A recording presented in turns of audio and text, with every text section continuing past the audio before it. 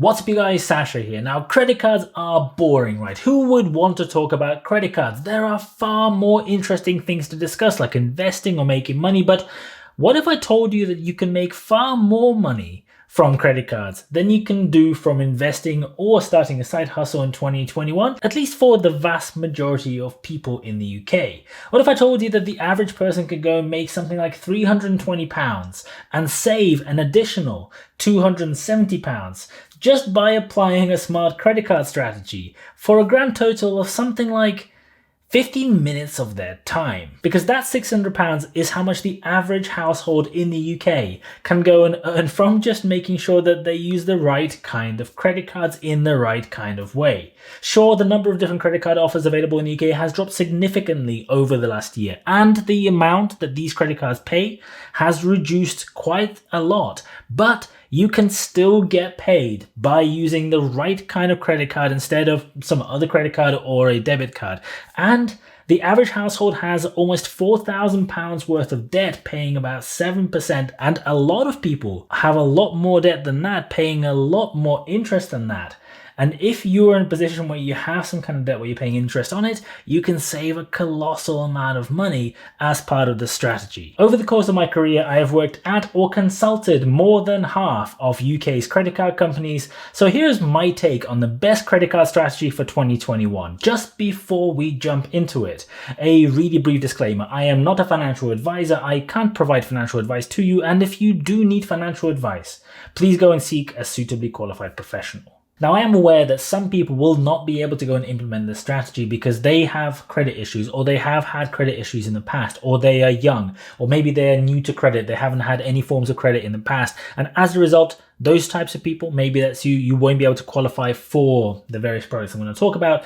If you are in that position and you want to go and improve that position and be in a different place in the future, the best thing you can do in 2021 is to do two things. First, go and work on your credit profile. Make sure that you build your credit history best possible way you can. I have a whole set of videos. I'm going to link them in the description below where I talk specifically about the methods you can use to do that, various different tricks and various different interesting ways that maybe you haven't thought of. So make sure you go and check them out.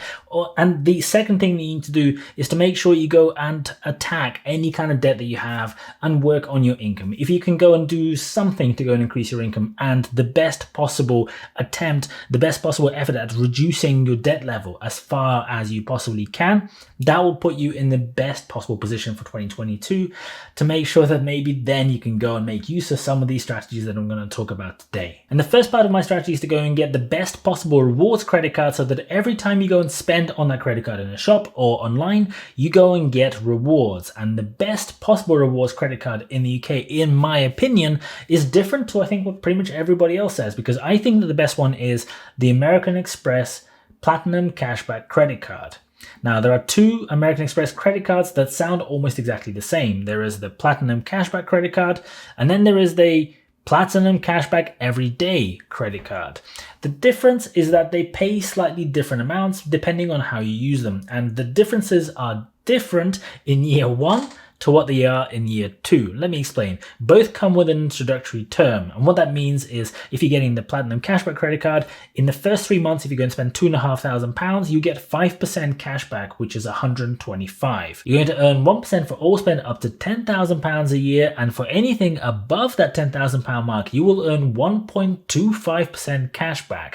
Now, the Platinum Cashback card, unlike the everyday one, does have the £25 annual fee, and that's why the amounts that you earn don't work in quite a linear way, because first you have to actually make up for the fee, and then you have to go and make extra cashback to catch up with the everyday card. What that does mean is in year one, when you first get the card for the first 12 months, the cashback credit card compared to the everyday card works better if you spend over £3,000. So anything above £3,000, you'll actually make more cashback by using the cashback credit card than the everyday card. But in year two, the situation changes. Because of the way the fee works and because there's no introductory period, the two credit cards actually earn exactly the same amount of cashback if you spend anything between £5,000 and £10,000.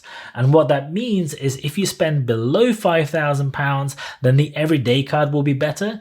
and anything above £10,000, the Platinum Cashback credit card will be better. So if you're in a position where you're likely to spend more than £5,000, but you're not quite sure if it's going to be above £10,000, you may still go and get the Cashback credit card because you're not going to be any worse off. But if you're definitely not going to be spending £10,000, but you might spend under £5,000 in year 2, then maybe the Everyday card will be the better option for you. The truth is the two cards are really similar. The amounts that they pay are really close, the designs are identical, and they both allow you to go and smash the like button for the YouTube algorithm. It is so important for a brand new channel like mine to be able to reach more people so that they can go and watch videos about credit cards and how to make most out of them, or any other stuff that I talk about on the subject of money. So if you haven't done so already, I'd really appreciate it. Just go and nudge that like button and make it blue. Thank you so much. Let's keep on going. One trick I wanted to mention is that you can actually go and make use of this benefit twice if you're a couple. First, you can go and apply for the cashback credit card with one person. And once you've gone and maxed the first 3 months worth of cashback for that £125 benefit, if you're going to be spending the £1,000 a month or so on average, then you can go and apply on behalf of the second person and then go and get a supplementary card again back for the first person and go and do exactly the same thing. But for the second card, I'd probably go and get the Everyday card because you're only going to be using it for that intro period and not anything after it, because after it you're better off going back to using the first card. So once you've maxed the second introductory period on the Everyday card, then go back to using the first credit card for that 1% and then the 1.25%, and that's how you can get by far the most value out of this proposition. One thing to remember is that American Express don't allow you to go and continuously repeat this over and over again. In their terms and conditions, they say that you have to wait at least 24 months from the point when you first made use of one of these introductory offers until you can go and do it again. So that means that you can't just go and keep applying. So if you haven't done it in the last 2 years, you can go and do this year. But if both of you go and do it this year, then you won't be able to go and do the same again in 2022. Now, really quickly, let's talk about some other rewards credit cards that are out there and why I don't think that people should go and get them. There are far fewer rewards credit cards available today than there were a year ago. And that is because of the ongoing economic situation and the uncertainty that it brings in terms of the job market and the ability of people to repay their credit commitments. But there are still some other credit cards available which most other people, including the points guy, think are better, such as the American Express Gold credit card. Now, the American Express Gold credit card offers you 20,000 points for the first £3,000 spent on the card, and after that you get 1 point per £1 spent, although you do get double if you spend in airport lounges or if you spend with airlines, although I think in 2021 that probably won't be the most pressing of people's expenditures. Now, American Express points are worth 0.5p if you go and spend them on Amazon or convert them into cash or gift cards. However, you can convert them into various online membership programs, for example, into Avios.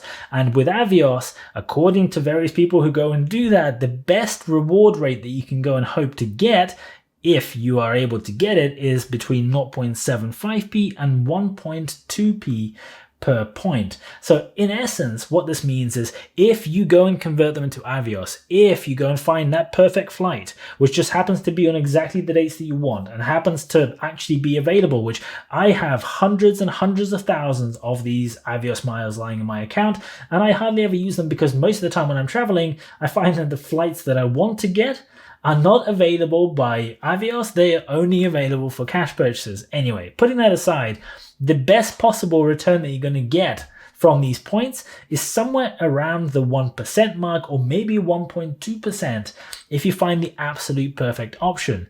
So in my personal opinion, I'd much rather have cash paid into my account at the 1.25% or 1% rate, and as well as the introductory rate. I'd rather have that cash paid into my account, and I decided what I do with it, when I spend it, what I spend it on, maybe it'll be on flights, maybe it'll be on something else, than have this weird rigmarole of points that have the same value maybe at some point in the distant future. Worse still, after the first year of having the card, you then have to spend £140 a year on the annual fee, which makes it even worse because the rewards are just absolutely not commensurate with the fee that you're having to pay. Anyway, let's move on to step number 2 in my strategy. Step number 2 is to get another rewards card that isn't an American Express. This is really critical because there's going to be a lot of shops, a lot of different places where you can't actually go and use your American Express credit card, and you need something else that you can use in those that won't pay you anywhere near the same amount of cashback or the same amount of benefits,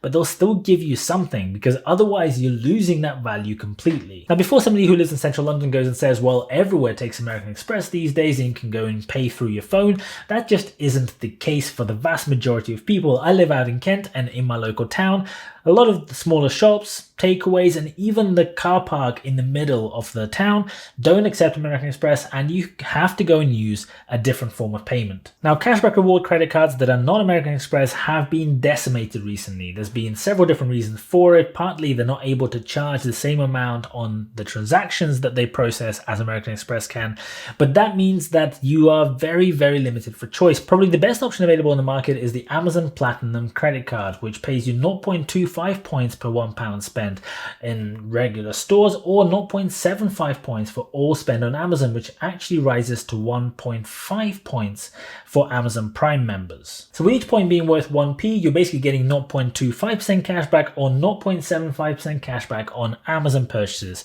which is nowhere near as good as Amex, but still much better than nothing. Now let's move on to step number 3 in my credit card strategy. And step number 3 is to take any debt that you have on credit cards where you are paying interest, or which are at the end of their 0% promotional term, and go and move them to a balance transfer credit card. And this is actually something that is quite interesting, in that balance transfer credit cards seem to have gone the other way over the last week. They also went and reduced massively in terms of the terms and the features of the credit cards that were available, but the credit cards that are available right now are actually much, much better. The terms have crept back up, and now you can go and get an MBNA credit card for 28 months by just paying a 2.79% fee. Sainsbury's do 29 months, but you have to pay 3%, which proportionately is quite a bit more. Alternatively, if you want to actually get better value, you can go and get shorter terms, but where the fee is much lower as well. So for example, you could go and do 24 months with MBNA for a 1.5% fee, or 20 months for just 1% fee with Virgin Money. That is much, much better value. So if you're wanting to go and maximize the value of your transfers, you might want to go and opt for one of those shorter deals so that you don't have to pay the extortionate amounts of interest, and that will enable you to repay that debt much more quickly. However, if you're happy to shift your balances more often, there are even better deals available than that. Santander are currently doing 18 months with 0% fee, and Barclaycard do 15 months, but you probably will find it much harder to qualify for that card because of the specifics of that product. But in any case, if you wanted to go and get a completely 0%, no fee, no interest, no anything balance transfer deal, these deals are available. They're out there for 18 or 15 months. As so many people do have debt on their credit cards, and so many people are too busy to go and address it, too busy to go and do something about it. If you just go and spend 10 to 15 minutes going and doing the bare minimum amount of research to go and see, do you qualify for any of these products, by literally just going onto the big price comparison website of your choice.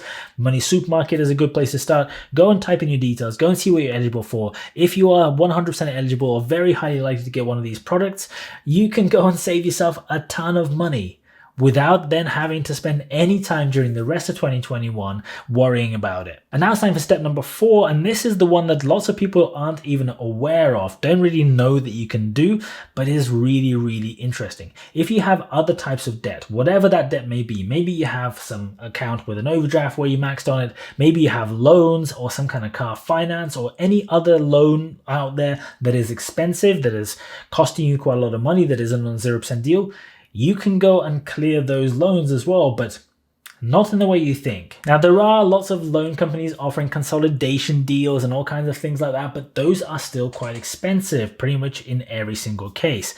What you can do is you can go and get a money transfer credit card. A money transfer credit card is something that is relatively simple. It means that you can go and get a credit card and essentially move a load of money from your credit card into your current account. You then get a balance on your credit card, but these money transfer credit cards offer you a 0% introductory deal. So in essence, you can go and get yourself a loan for the period of that 0%, which is usually going to be much, much cheaper than what you're paying elsewhere. So if you have a loan that you're planning to repay in the next year and a half, you can go and repay it much more quickly by doing one of these tricks. So the leader, as I'm filming this, is MBNA, and they're offering 18 months at 0% with a 2.99% fee. So in essence, you're paying 3% fee for having 18 months of paying no interest. That's a pretty good deal. That's an effective rate of just 2% per year. Other providers like Tesco Bank or Virgin offer 15 or 12-month deals as well, which will cost you 0% in interest, but they do charge a higher 4% fee. Still, if you are paying loans that cost you 7, 9, 20, 30% interest, if you can go and qualify for one of these cards and essentially repay your loan with one of them, then you're going to be saving yourself quite a lot of money. Remember 3 really important things. Thing number 1 is, if you're going to be doing a balance transfer or a money transfer, then you really have to go and repay that balance before the 0% term ends, or you're going to have to shift that balance to another balance transfer credit card. That depends whether those balance transfer credit cards exist at that point in time. If there's some big economic downturn, or your eligibility suffers because you have taken on more debt, or any other reason like that, you may not be able to do so. And that means that at that point, you may have to begin paying interest, and that interest on credit cards may be quite high. The next really important thing to remember is that credit cards don't allow you to do a balance transfer from the same credit card to a different credit card by the same provider.